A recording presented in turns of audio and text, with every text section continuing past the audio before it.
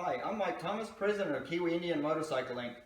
This video is going to be about fitting up the front fender to a 46 and later Chief. There's no measurements per se, so it's got to work in relation to the front wheel, and you've got to have a good eye on this. So we'll go through the steps, and so you can end up doing this correctly. You've got to have a starting point on fenders. The fenders we sell are either going to have a hole in here or a marked starting point. Now, if you want to, if you think you're really good, you can actually transfer that straight across and do it on this side. But the chances are hitting it bang on are not necessarily good. So what you're better off to do is just start with one starting point over here, drill that hole just one size above 5/16 or 5/16. Some forks have got 1/4 inch holes, some have actually got 5/16. So check your fork first. But whatever size it is, just go one size above 1/4 inch or one size above 5/16. That'd be one drill size. Mount the fender to the bike and tighten these bolts up pretty tight. We don't want the fender to flop around. We want some friction on it at this point here. So when necessary, a bit later on, we're going to pivot this fender front and forward or backwards in relation, or to get it into the right relation of the front wheel. So get the wheel and slide it in. Just get the hollow axle or the bearing support out of your front brake drum through here, and just put it in the fork, your right fork leg. Put your wheel up and then just slide the axle in. All it's doing is just centering things.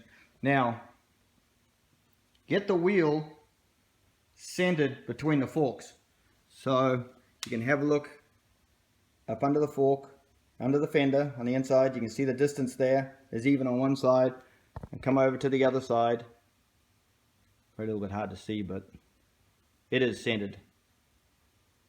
So make sure the wheel is centered between the fork legs. Once you got the front wheel centered, make sure your fender is centered to the wheel. So the center line is down through here, is to end up center line of your front wheel. If it doesn't, that means you've got your holes off and it's somewhat cocked. Now, the reason why you can't fit the brake drum at this point is through here, as there's another hole over here that's got to be placed for this. So we're going to do that once we get the fender in correct relation to the wheel. And all this is just really run by eye. Make sure you got a full 516 tire to do this. But it's all in relation. This area here, how it sits, it's by eye. There's no figure calculation. Down here, this bottom portion here of the fender actually is about level with the bottom of the frame. So those are good registration points. You've actually got to be level, about level with the bottom of the frame. And it's all by eye up front.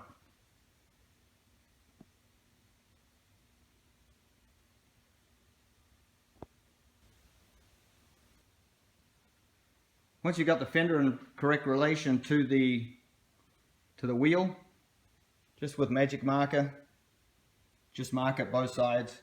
So if anything should go wrong, you can go back to that registration point. Next, we're going to drill the hole for the brake anchor right in here.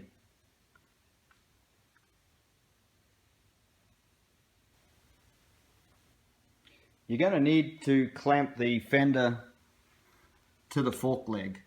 So put down some masking tape, blue masking tape first, bit of duct tape that gives it its little padding, and just put a flat piece of metal over the top with a clamp that'll actually spread the load Otherwise, what happens is when you're trying to drill a hole, you're actually pushing the fender away, and this joint here gets too big.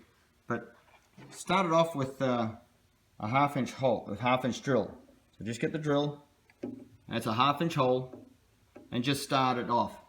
And what it'll do is it'll give you a center hole, center mark in there, and then come back with a 1/8 inch drill, and then start at that center point.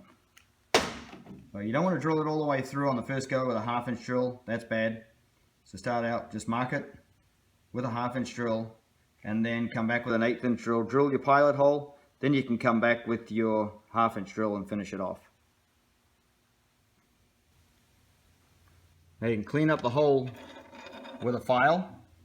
So the sheet metal is exactly the same size as the hole. So just go in there with a file, backwards and forwards, and then just clean up the hole inside that hole so it matches, or the fender actually, you're removing metal out of the sheet metal fender itself, not out of the fork leg. So make sure this part here is nice and clean and matches the hole. Next thing we're going to do is, this is the hole that's going to be for the brake anchor adjuster. So this is not really rocket science. It's actually, the hole's marked out. Use that as a guide. Start out drilling it with a 1/8 inch pilot hole, and then work up to a half inch or so, and then just stop at that. Now we're going to get the brake plate and fit it to the bike. It's not going to go all the way through, but we've got, every brake plate is different, so it's got to be custom done. Also, the reason why I put blue duct tape, blue masking tape down first is, if you've got a questionable paint job, duct tape sticks really well. So the masking tape, blue masking tape, comes off real easy. So you put that down first, and the duct tape's just actually acting as a little padding. So it's not going to remove any paint if your paint is not so hot. Once you've drilled your half-inch hole through here, just loosely put up your backing plate to the fender skirt. So get your brake drum, put the bearing support axle through it. This is all going to be your registration points. And obviously it's not going to go all the way through, but it'll give you a pointer if you got to file a hole forward or backwards. So just take it easy. You're going to use a file, just hand file it, and you're going to custom fit it to the standoff. They all vary from backing plate to backing plate, so there's no one size fits all. So even though it's got a marking, hole marking there, it's only a general guide. So from that point on, just creep on it, you know, take a little cut, put it down, put your file down, get the brake backing plate, the brake drum assembly, fit it on. That way you know if you got to go up, down, forward or back, but don't get too serious on it. Just remember, you got to have clearance around this for paint. So last thing you want to do is have a tight hole, in this case, and you're going to put your painted fender on, and it's going to chip. So just make sure you got plenty of clearance for paint buildup. Once you've got your brake side all sorted out, come over to the left side and then drill a hole. It's one size above 1/4 inch for your left leg mount. The only other thing to do is to fit the fender trim attachment holes on each side of the fender. Make sure your fender has this hole here. This is for your front fender light wire. Don't forget it.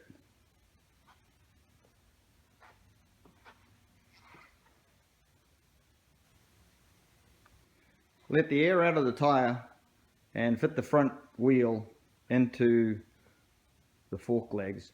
Don't put this bolt in yet, because you won't get the tire past it. So it's a tight fit between the brake drum and the fender skirt in order to get the wheel in there. So sometimes you gotta, wriggle the wheel backwards and forwards, but let the air out of it. That'll make it a lot easier. Double check your work. Make sure everything's looking good. But when you get the wheel up, slide the axle through. Don't worry about the lug bolts at this point. Just get the wheel up there and just put the axle through, and that'll locate everything, and then you can just spin the wheel and get it lined up with the holes in the brake drum. Make sure when you're putting the nut and washer on this side that you're actually using a washer like this. Do not use a standard flat washer. You can see this hole here is pretty big, and it'll actually just cup the washer in. So it's actually got to be this nice big fat special washer, and that's going to not cup in. So make sure that is used, and then put your split lock washer nut on there, and you're looking good.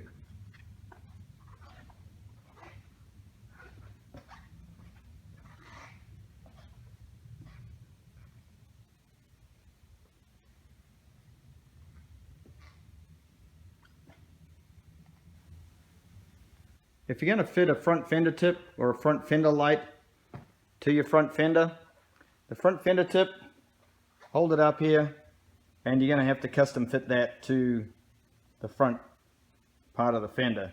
It's actually going to hang down a little bit over the front, but just make it even from both sides. Take into account your fender trim as well. Now for the front fender light, you'll measure, pull an arbitrary line, center between the forks, mark it, and then go 15.5 inches to here. This is going to be the front bolt hole of the front fender light. So it's going to be 15.5 inches from center between the fork legs here. So it's 15.5 inches from there to the front bolt hole. Drill that, and then work backwards. Once again, the front fender lights holes can vary a little bit, so do the front one and then progressively do the others.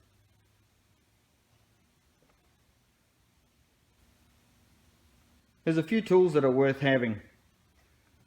One is Prolong SP100.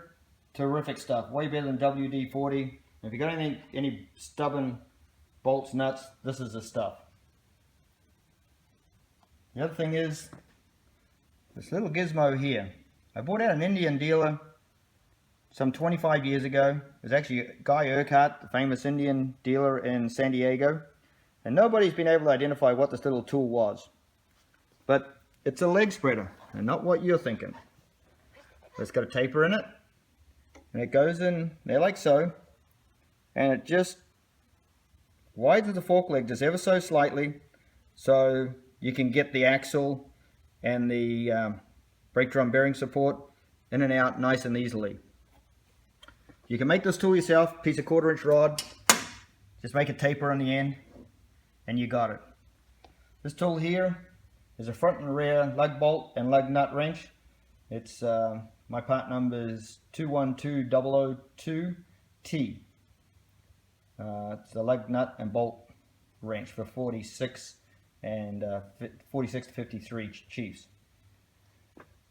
Pinch bolt, a little trick to this. Don't just get in here and start whacking it in. There's actually a groove in the actual axle itself or a notch.